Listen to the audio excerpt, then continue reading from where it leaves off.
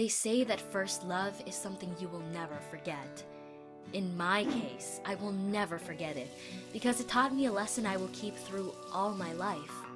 My name is Helen, and I was 15 at the time. Listen to what happened. I was studying at school when all my female friends suddenly started getting boyfriends, our age or a bit older. I was looking at them, clearly envious. I wasn't the prettiest one, but I was also ready for my first romantic story. I was the only single among my friends, and felt really awkward when we went out and they brought their dates with them. But one day, my prayers were heard. I went to the mall alone, and as I was hanging around, a guy came up to me to ask my number. We chatted for a while. I thought he was quite attractive, and a fairly interesting person to talk to. When I came home, he sent me a message and we started chatting. We chatted and chatted nearly all night through, and by 9 a.m., when I came to school, I was head over heels in love. After school, we agreed to meet up for a cup of coffee. When I saw him again, I felt my heart beat faster, and it's hard to breathe.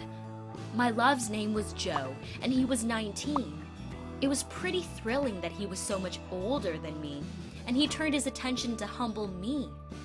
While we were taking coffee, I couldn't take my eyes off of him, and he seemed also very interested in my life, asking lots of questions. Then, he took my hand, and it felt like an electric charge in my fingers. At the end of our date, yes, it was a real date, he gave me a slight kiss.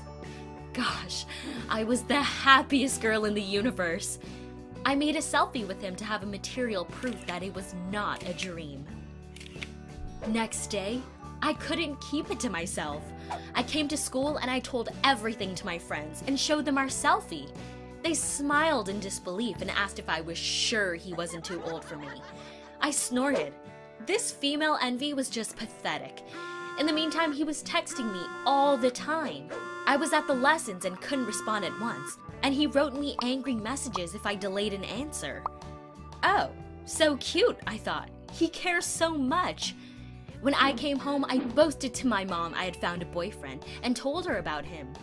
She frowned, looked at the selfie, and frowned even more. I disapprove, she said. He is too old for you, and you will get problems with him. I just ignored, and Mom didn't insist. She had always been giving me quite a lot of liberty. So I entered my love story without common approval. And that was okay for me as far as my new boyfriend Joe was interested in me. He kept messaging me, and we met nearly every day. Unfortunately, he refused to meet my friends and told me that he didn't want me to meet his. I agreed because I thought that keeping our relationship half secret is very romantic. Sometimes he became pushy with me. Apart from the fact that I was supposed to respond him at once, he always made me meet him anytime he wanted, even if it wasn't comfortable for me. It happened pretty often, and I was getting a bit nervous because of this. I also didn't like that sometimes he gave me a lift home in the evening and got a little handsy. I was so in love with him that I accepted it, but I didn't feel comfortable about it. Still, I loved him so much, and he was the most beautiful, the smartest, and all in all, the best boyfriend for me. But one day, I got my eyes open. We were supposed to meet at 6 p.m. near the mall, but I came a bit earlier. I saw Joe with other guys, and he was chatting happily with them. I was glad that finally he could present me to them and I would become his official girlfriend. I was coming up to them, Joe not seeing me, when I heard what he was saying. You know, I got that 15-year-old idiot who's madly in love with me, and she is sure I am her soulmate. She's ready to do anything I want. You know what I mean? And they were all roaring with laughter. I froze. It was as if someone had given me a punch in the stomach. I first wanted to leave, but then frustration and anger rose in me. I directed myself towards them, and facing Joe made a monologue about him being a pathetic moron. In a nutshell, I said, "You think you are funny taking advantage of a nice, humble girl? At least I've been sincere all the time. And now think how cool you are having a 15-year-old idiot shouting at you in front of everyone. And I left with dignity. Last thing I noticed was his expression of embarrassment and amused faces of his friends that I hope will remember this episode long enough. I came home all in tears and ran to my mom for support. A wise woman.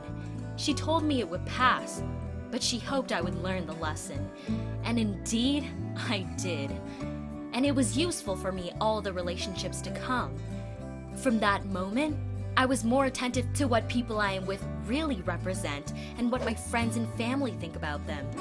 I'm glad that that episode was my first step towards the maturity.